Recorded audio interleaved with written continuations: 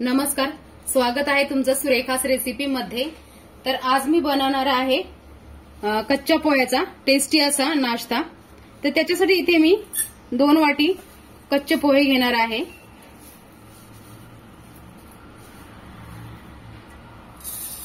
आणि त्याची आपल्याला मिक्सरला बारीक पूड बनवून घ्यायची आहे।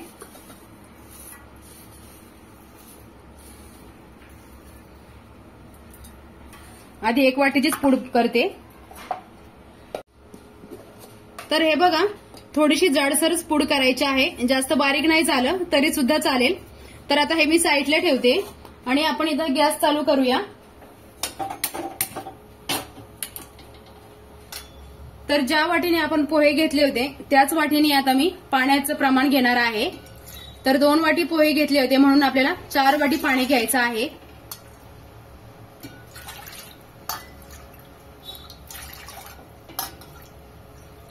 आणि हे पाणी आपल्याला चांगलं गरम करून घ्यायचं आहे। तर त्याच्यामध्ये मी आता 1 चमचा चिली फ्लेक्स घेतलाय ते घालते। त्याच्यानंतर चाट मसाला घेतला 1 चमचा आणि चवीनुसार मीठ। आता हे पाणी आपण गरम करून घेऊया। तर हे बघा, पाण्यावर मी झाकण ठेवलंय, आपलं पाणी गरम होतंय। तर तोपर्यंत इकडे मी बटाटे किसून घेणार आहे। तर 2 मध्यम आकाराचे बटाटे घेतले होते, तर ते बटाटे मी उकडून घेतलेले आहेत। तर या किसणीने मी आता ते किसून घेणार आहे। तर बटाटे मी उकडताना 80% शिजवलेले, पूर्ण असे भरपूर नाही शिजवले, तुम्हाला आवाज ऐकू येत असेल। तर आता सगळे बटाटे मी किसून घेते। तर खूप कमी साहित्यामध्ये आपला हा नाश्ता तयार होतो आणि सकाळच्या घाई गडबडीमध्ये तुम्ही हा नाश्ता बनवू शकता, जास्त वेळ सुद्धा लागत नाही बनवायला। तर हे बघा, आपले बटाटे आता किसून झालेले आहेत। तर हे बघा, आपलं पाणी आता गरम झालंय। तर याच्यामध्ये आता मी गॅसची फ्लेम कमी केली आहे पाणी गरम झाल्याच्या नंतर।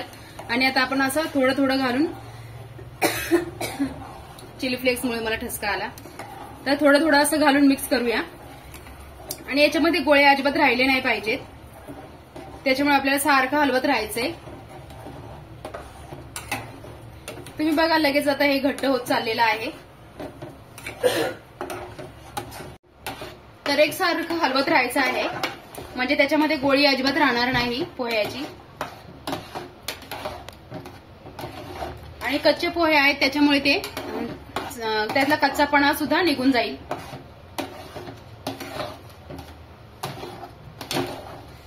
मिश्रण घट्ट होईपर्यंत आपल्याला ते परतून घ्यायचं आहे।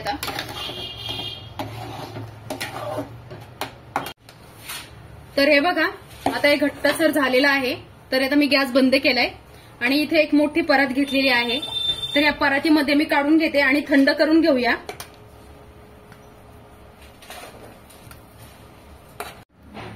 तर हे बघा, मी हे पोह्याचं मिश्रण जे होतं ते तर गार करून घेतलेलं आहे। तर पूर्ण नाही गार केलं, हाताला थोडंसं गरम जाणवतंय। तर आता याच्यामध्ये मी हे उकडलेले बटाटे जे आहेत ते घालते।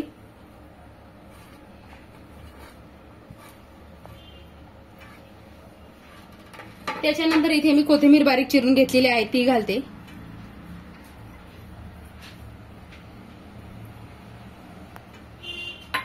आणि हे सगळं व्यवस्थित मिक्स करून घेते। सगळं मिक्स केल्याच्या नंतर आपल्याला एक गोळा तयार करून घ्यायचा आहे याचा।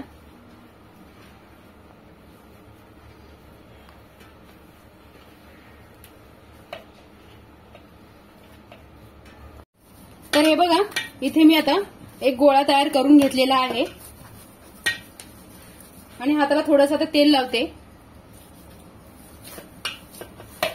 आणि चांगलं परत जरा मालिश करून घेते। म्हणजे काय होईल, आपण ज्या वेळेस आता याचा आकार तुम्हाला पाहिजे तर तुम्ही गोल आकार देऊ शकता किंवा याचा चौकोनी आकार सुद्धा देऊ शकता। तर तो आकार व्यवस्थित येण्यासाठी आपल्याला थोडंसं तेल लावून घ्यायचं आहे। तर हे बघा, असं थोडंसं घ्यायचं आहे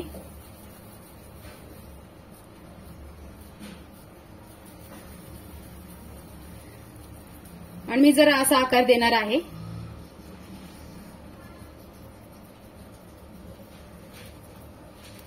अशा पद्धतीने आता सगळे तयार करून घेते मी, सगळे सारखेच आकाराचे। तर हे बघा, एवढे मी तयार करून घेतले, ते आधी तुम्हाला तळून दाखवते मी.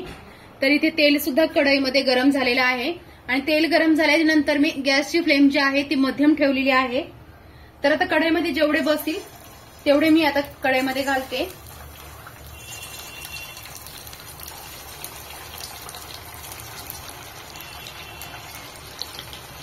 आणि गॅसची फ्लेम मध्यमच ठेवायची आहे आपल्याला तळून होईपर्यंत.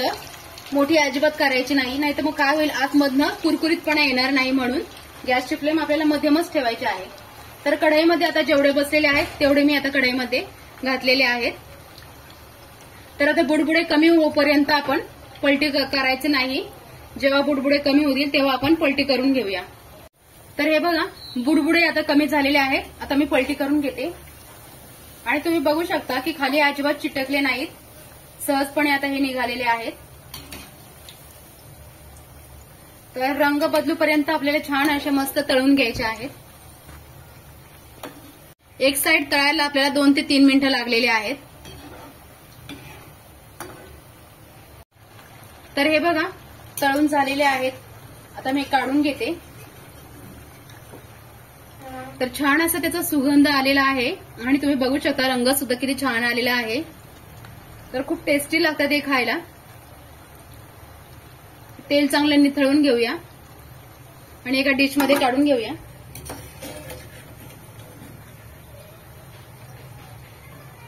तर छान अशा कुरकुरीत झालेल्या आहेत. तर तुम्ही त्याचा आवाज सुद्धा ऐकू शकता. तर आता राहिलेलं सुद्धा आपण त्याच पद्धतीने तळून घेऊया. तर हे बघा, आपला पोह्याचा टेस्टी आणि कुरकुरीत नाश्ता तयार आहे आणि मस्त कुरकुरीत झालेला आहे. तर तुम्ही सुद्धा अशा पद्धतीचा नाश्ता नक्की बनवून बघा. तर व्हिडिओ आवडल्यास लाईक करा, सबस्क्राईब करा आणि बेल आयकॉनवर क्लिक करा.